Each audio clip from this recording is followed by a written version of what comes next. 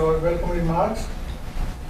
Now I would like to introduce the speaker of this evening, Professor Semi Oh, who teaches East Asian languages and history and also East Asian culture at the University of Wisconsin-Madison. Dr. Oh studied East Asian languages and cultures initially at UCLA for her undergraduate degree, and then she completed her master's at University of Wisconsin, Urbana-Champaign, and finally she has studied at Columbia University in New York for her PhD degree. She taught at different institutions in the past, for instance, Michigan, New York University, and for the last few years she has been at Wisconsin. She's a very young, promising scholar, and her main area of interest is colonial Korea, particularly representation of South through visual media.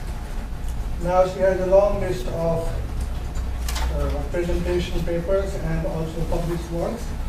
I won't have time to read all of them, but just to introduce some of the important works. Letters to the Editor, Women, Newspapers, and the Public Sphere in Turn of the Century Korea. That was published in a book called Epistolary Korea, edited by her supervisor, Professor Habush, Columbia University Press. Narrating history through the gaze of a spectator, the Chosun Industrial Exhibition in 1915. And some of the works in progress are Soul Streets, Surface Matters, Speech Matters. That's a book, manuscript in progress. Oral Community, Language, Play, Deception in Simple Terms. History, Pictures, Bodies, Visualizing Colonial Subjectivity in the Chosun Industrial Exhibition. So, and she published, presented papers in different parts of the world. Now, without much ado, I would like to introduce and invite Professor Osemi for the lecture. Now, let's welcome her with a warm round of applause.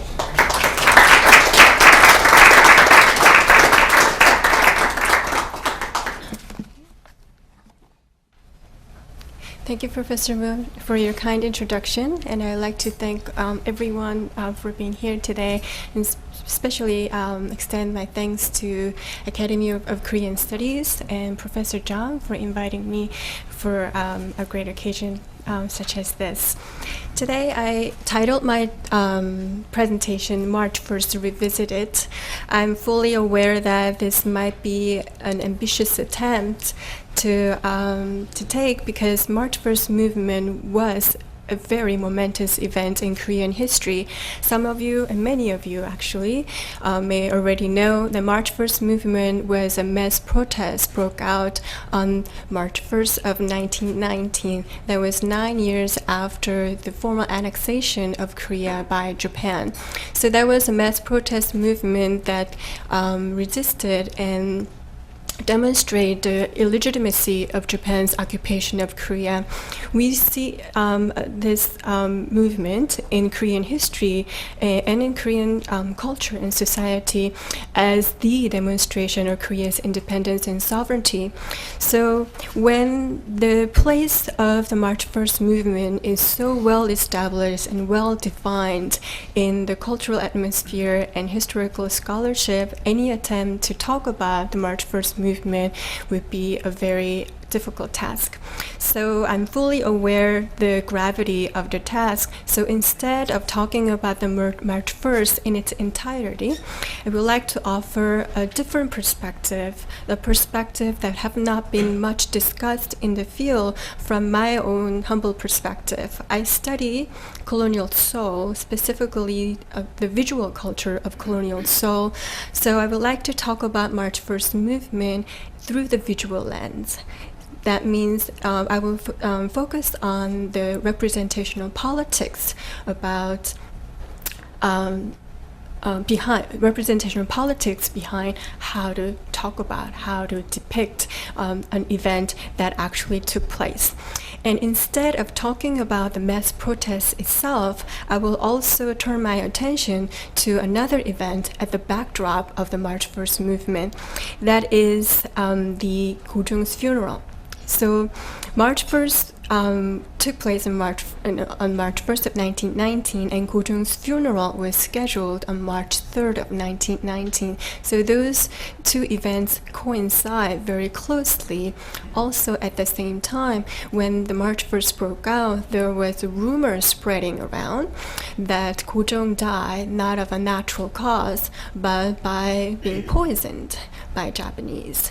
So people were already aware of some suspicious, or they were talking about suspicious activity behind it.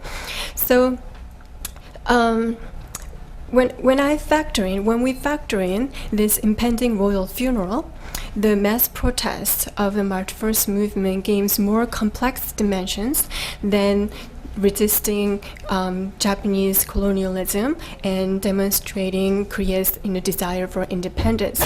So I'll ask questions as to what this event was all about, but more importantly, what is behind how the ways in which the event was depicted.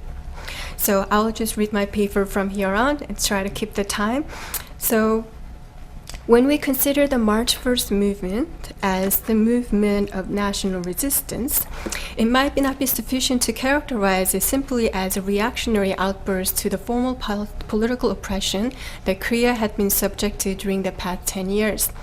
Rather, we can talk about March 1st as an occasion that produced and demonstrated Korea's awareness of modern public in their demand for national sovereignty. More importantly, this demand for Korea's national independence took place at the passing of an old monarch, so we have to locate this moment of modern public at the eclipse of this historical transition.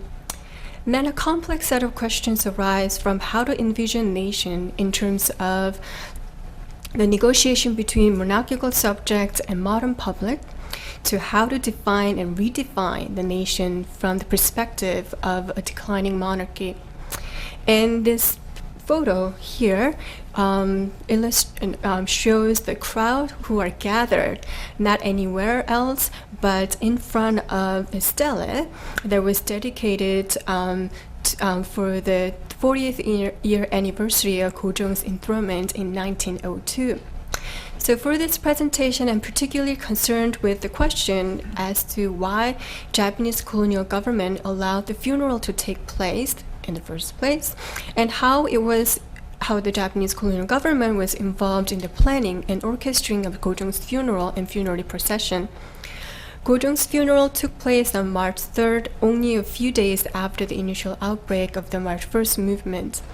It is well known that the crowd who had gathered to witness the funerary procession joined the protest. Then why did the colonial government allow the funeral to take place and went ahead with its decision in the midst of the brewing protest in the streets of Seoul?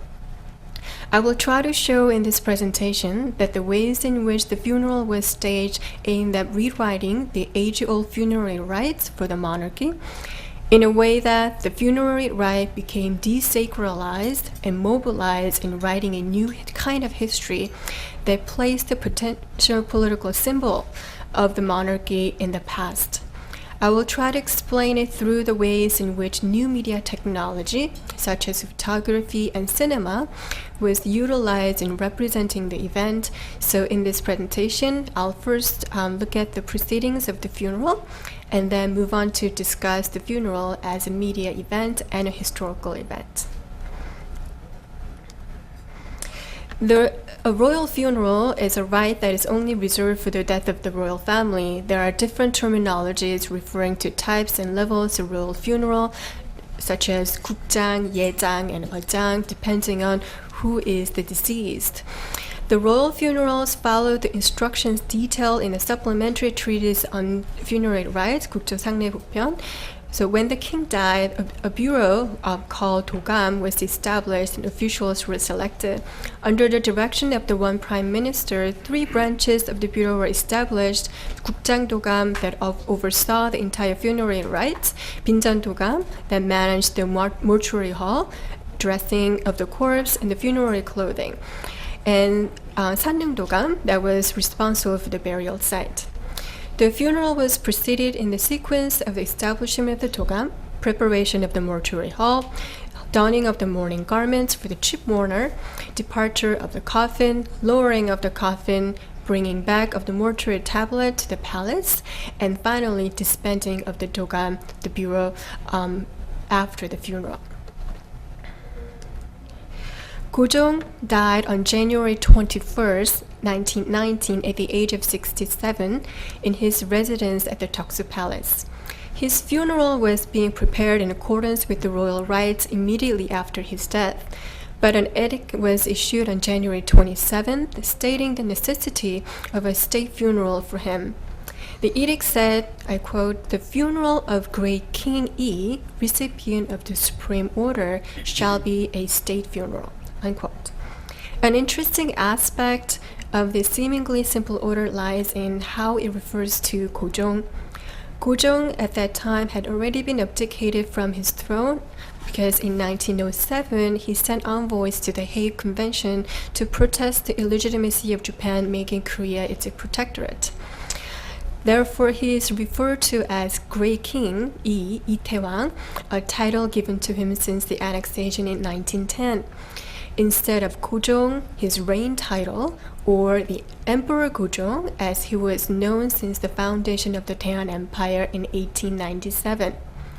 It was a term that connotes the demoted status of Kojong as a nominal king, and the nominal king devoid of any significance to the formal political power from the Joseon dynasty or from the Taean Empire. More interestingly, he is referred to as referred in this edict as the recipient of the Supreme Order, Daikunin, Daewunhi. It is the highest rank given in the imperial bureaucracy of Japan. So the act of granting a high official title to Kojong was also an act that stripped him from his power as the head of the state, and in doing so highlighted that Korea was an imperial and colonial subject of Japan. That means the very act of honoring Kojong by granting him a state funeral as a king who deserved that underscored the demoted status of the king as well as the subjugated status of Korea as a colony.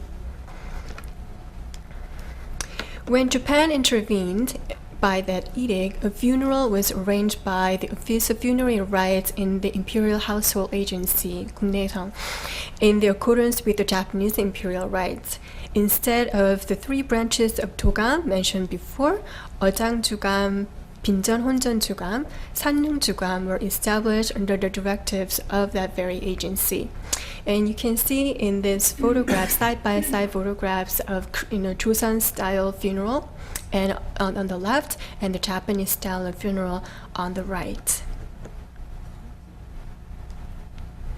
These offices were headed by Japanese officials, with the single exception of the vice chief of the funerary rites, Jo Dong-yun, who appears in this photo walking behind the chief of the funerary rites, Ito Hirokuni. And the part of the funeral that follows somewhat the Joseon laws was the procession from the Deoksu Palace to the Hongneung, the burial site in Namyangju of the Gyeonggi province. It has some idiosyncratic elements incorporated since they mobilized Japanese naval vessels, army and military marching bands, and so forth. So here we see some dignitaries, heading here. And these are the photos of the funerary bird passing the Keijo newspaper and company. We also see some photos of the funeral here with the Japanese military on site and the marching band. So we see the Japanese imperial flag present there. So in the end, the funeral of Kojong took place on March 3rd, with Japan taking over the rites from attire to rituals in much less than 5-month period usually granted for a royal funeral. And now I would like to talk about funeral as a media event, how the funeral was represented. In the Confucian dynasty of Joseon, rites and rituals were important aspects of the moral universe, state ideology, and the governance. And this is well illustrated in the hundreds of documents called the Records of the Rites and Ceremonies, 의궤, that recorded important rites and ceremonies of the court. These events include royal life cycle rituals such as wedding and funeral, and repeatedly occurring court events such as royal banquet, construction of a building, and reception of foreign dignitaries. So if this event tonight's event took place in Joseon, there will be an 의궤 about this. So 의궤 chronicles in detail the processes of preparation, implementation, and conclusion of the event, such as the preparation and organization event, people and resources involved, the inventory of equipment, details of the budget, design and construction of architecture and equipment, and distribution of responsibility for the officials. Whenever there is a ritual or ceremony in the court, the Bureau Dogam was established, and when the Dogam was disbanded, the Bureau for 의궤 was established for the publication.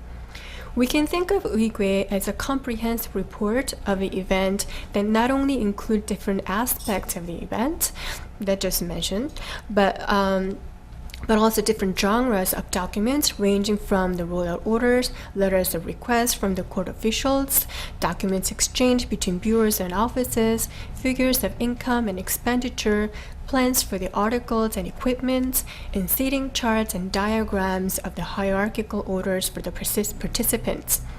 So many of 의궤 were highly visual in nature, as you see in the illustration, and offer an important source not only for the elaborate details of the rituals from the Joseon dynasty, but also its vibrant archival culture that was centered around the court ceremonies. For royal funerals, each of 3 도감 published 의궤. So normally 3 의궤, 국장 도감 의궤, 빈전 도감 의궤, 산릉 도감 의궤 would be published. For Kojong, only 2 의궤 were published. Kojong 태왕제 어주감 의궤 and Kojong 태왕제 상릉주감 that detail the process of the funeral and the burial site. These are some selected pages from Kojong 태왕제 어주감 의궤 listing the colors of the ceremonial robes and the layout of the procession order. So you can see the procession order here. Unfortunately, Kojong's 의궤 is not the most visually detailed one, and most of the documents included were textual, but it still gives a sense of how a textual diagram of the procession chart can be translated in pictorial form. If we compare this to Queen Myeongsang's 의궤, this would be the pictorial rendition of the chart that you just saw.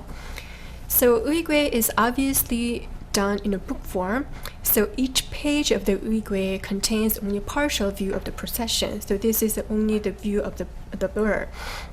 But when these fragmented views are put together one after another, as we see in this installation of 정조 반차도 at the Cheonggyecheon stream, some of you might have actually walked around the area, we can see the whole procession in an undisrupted sequence in a panoramic view here. However, both images of 의궤 and of this installation are static images and can only simulate a sense of movement through the movement of the spectator. The spectator of the procession in actuality is in a static position, so the time of the movement is determined by the procession itself. On the contrary, these visual renditions depend upon the spectator reader to create an illusion of movement, either by physically moving from one end of the mural to the other, or by turning the pages of the book. Here, the temporal experience of book reading or walking corresponds to the temporal movement of the procession and creates an illusion of time movement. Here, I will move on to discuss another form of visual document for Kojong's funeral. In addition to Uigwe that followed the Joseon archival and ritual and ceremonial practices, there are a couple of photo albums published after the funeral. One is Deoksugun Gukjang Hwachop, and I'll mainly discuss this photo album. It's a Deoksu State Funeral photo album. And please note the name here, the King Kojong is not referred to as Kojong, but by his residence, the Deoksu Palace. This one was published by the Kojong newspaper company in 1919. This photo album begins with the portrait photos of Kojong with his family and himself, and photos of his calligraphy as if it was writing a biographical information about him, and shows different aspects of the funeral, such as the officials. There is another portrait of Kojong, such as officials involved in the planning and implementation of the funeral.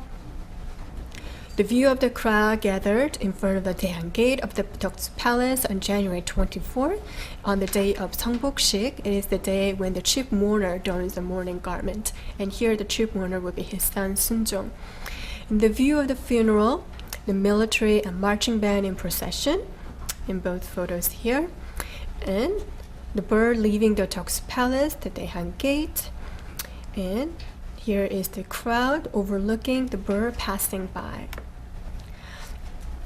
So these images offer documentary and photojournalistic view of the funeral, so an important aspect here is realism. Photography is an important medium that offers realism that is not present in Uigwe. Uigwe was a record specifically designated to a singular event in history. However, since these rituals and ceremonies were repeatedly occurring events, the purpose of recording was extended to serving as a model and a reference for the posterity. So the purpose of Uigwe was not simply recording or reporting, but providing a future case. This notion of repeatability collapses the temporal boundary between the past and the future, as the ritual serving as a model renders itself as an eternal event, however paradoxical the term may sound.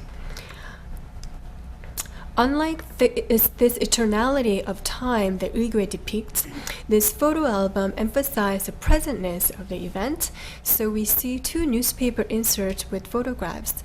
In this specific case, a special edition of Mail Shimbo announcing the death of Kojong is accompanied by a photograph. Here, the date of the special edition publication, along with the date of and the time of Kojong's death, makes it a singular event which is real and historical. One interesting aspect here is that when we look at this page, the photograph accompanying the excerpt of the Mail Shimbo depicts a crowd gathered in front of the Deoksu Palace. So we can surmise that the photograph was taken after the fact that newspaper was reporting, as well as after the reporting itself. But placed on the same page of the album, the moment of crowd gathering is described as a reaction to the death of Kojong and as a simultaneous, if not simply causal, event to the news. By reporting these two non-synchronous events side by side, the photo album is also reporting from a retrospective perspective of knowing what took place before and after the announcement of the death. In other words, this photo collection does not simply report, but explain, or better yet, narrate a story. This sense of narrativity is achieved by arranging photographs in a chronological order. The biographical photo of Kojong describes his life before death, and with the announcement of his death in Mail Shimbo, we see the photographs chronicling the funeral as an event unfolding with specific information about when, where, and how it took place, and who participated in it. Here, storytelling is an important aspect of the album in addition to the recordability and realism of the photograph. This is only made possible by publishing the photos in a book form as a collection, which offers a similar viewing experience as a book reading, and individual photographs only gain meaning when they are put in relation to each other. what came before and after them, rather than simply offering a sense of what happened through descriptive snapshots of the event. There are two seemingly opposing poles of photograph depictions of the funeral album, therefore as a realistic record of the event and as a storytelling device. We can explain this in comparison to visual depictions in newspaper recording. Here is an example of, if I can say this right, La Domenica del Corriere. I'm sorry if there's an Italian dignitary in here. It's an Italian newspaper that had the image of a Jugamma leading the procession. In this, one iconic image stands in for the entire event of the funeral rather than telling the event as a narrative sequence of many components. This photograph has referentiality to the actual event itself, not to the other images in relation to it. And here are some other photographs taken by Albert W. Taylor, a UPA reporter who was residing in Seoul at that time. This particular photograph, I already showed this earlier, depicts the bird leaving the Duke's Palace at 8 a.m. in the morning and passing by the Kojong newspaper building. Unlike the photographs from Toksu's state funeral photograph album, which were taken from a photographer situated in a slightly elevated position overlooking the procession, we can tell that the photographer here was standing behind the troops, so we see an almost voyeuristic view of the event from someone who did not have a privileged position of an unobstructed view. So you see the troops right here, so the photo must have been taken from that side. And in this one, we see one of the bird bearer right in the middle here, slightly unbalanced because he is wiping either sweat or a tear off of his face. And on the right, we see the streetcar positioned in parallel to the bird, and which highlights a sense of capturing a moment by the photographer rather than presenting a dramatic iconic image of the funeral procession. Therefore, Taylor's photographs offer a sense of urgency as seen in this close-up view of the bird passing right in front of him. And we can get a little more sense of motion in this one than the panoramic view of the procession that we saw earlier. What is conveyed here is a sense of being there, a sense of reporting the event as it was unfolding, as it was taking place. Although these photographs were also published in the newspapers after the fact, this sense of eyewitnessing was the most important element rather than the sense of telling what happened from a retrospective perspective in the photo albums. These are fragmented views of the event whose purpose was to testify to the actuality of the event rather than to explain the processes of how the event took place. Here is another photograph of the bird passing, this time with the crowd in the foreground because the photographer was positioned behind them. Albert Taylor's photographs also offer many shots that include the crowd, as you see. So we'll see how the crowd is captured. So we see the crowd here behind the Jugamma in front of the shops on the street. And here is another view of the crowd gathered in front of the building. And here is a view of the crowd watching the funeral from the balcony of the second level of the building. And a similar view is captured here. The crowd here is an important aspect of the funeral that was considerably lacking in the earlier photo album. Even when it stressed realism and the factuality of the matter by putting the newspaper excerpt, so with the clock time and calendar time recorded there, but the event for them consisted only of the procession itself, not of the spectators. The crowd is only seen as mourners, not as spectators. To the perspective of the people viewing the procession on the street is missing from the earlier set of photographs. This photograph again shows an image of the crowd in the foreground. it's a little blurry, but there's crowd in the background, but the crowd is on the foreground as well. And it positions the photographer squarely in the moment of the event, neither privileged nor all-knowing, but simply witnessing the event as it unfolds. So the use of photograph in a photo album is not simply to report an event, but we can say it is to narrate an event. That means it constructs reality rather than reflecting reality.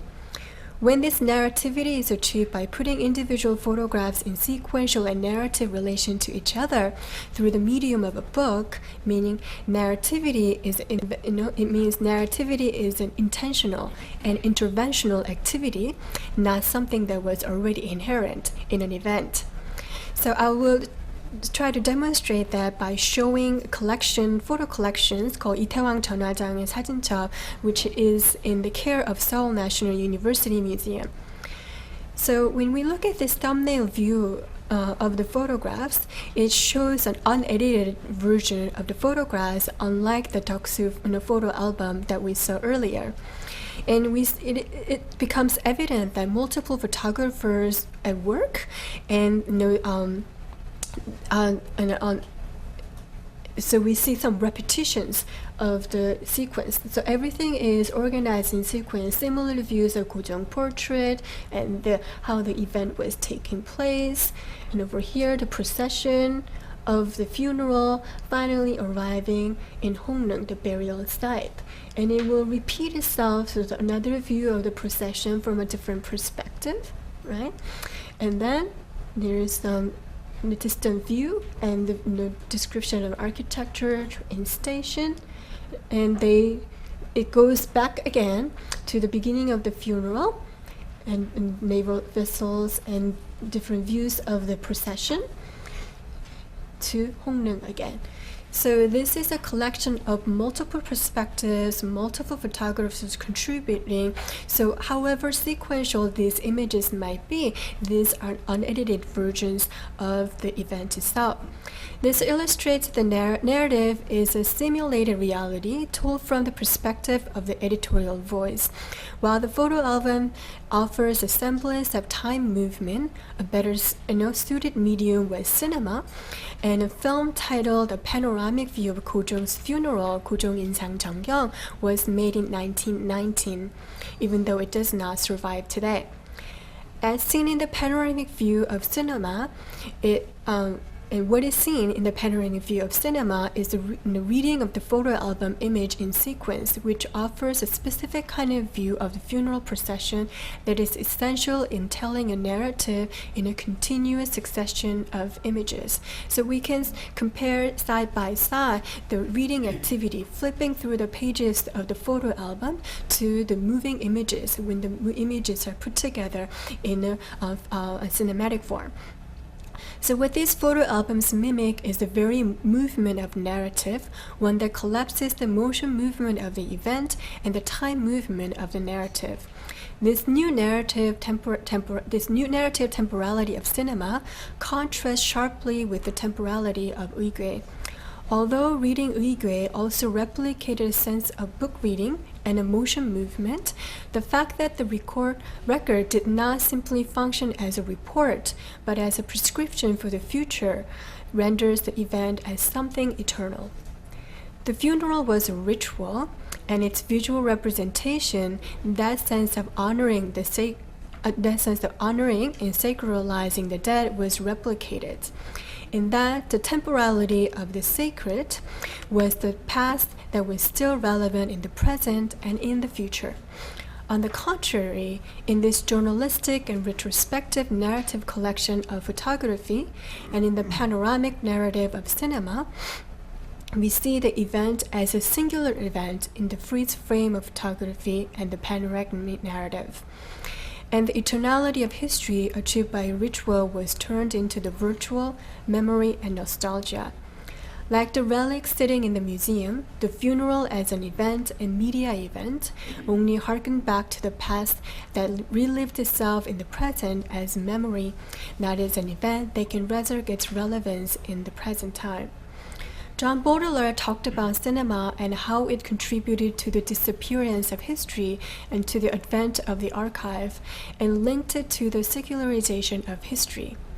By fixing it to its visible and objective forms at the expense of myth that once traversed it, cinema can place its technology in the service of reanimating what it itself contributed to liquidating it, he argues, but only in resurrecting its ghost. The camera eye can depict the authenticity of the event through random snapshots, but also can animate chimerical desire to establish a continuum of physical existence, as we saw in the photo albums. Here, repeatability gives way to singularity, the sacred becomes secular, and eternity becomes memory. So I would like to wrap up by showing 3 photographs of the gate of Hongneung. Hongneung is the burial site of Kojong and Queen Myeongsang. This first photograph depicts the bird arriving at the gate, a perspectival view of the procession that signals the moment of arrival in the long continuum of time staged by the funerary procession. And the second image here, it's slightly more disarrayed because in the midst of the dispersed crowd, the gate becomes the focal point. So this image we can see is that the narrative content of this photograph is the place, not the moment of the event.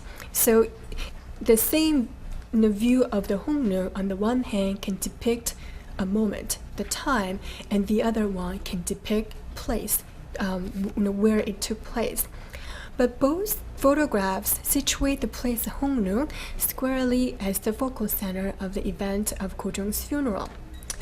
This last photograph is slightly more confusing because it depicts a view of the gate with no indication of the funeral event or any other context.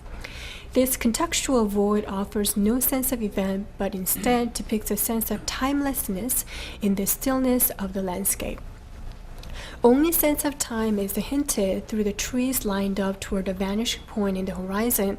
Thus, this frozen moment in that passing of the time shows Hongneung in a recollecting, reminiscent, and reflective mood. Here, I would like to mention that the crowd that we saw in the previous photographs,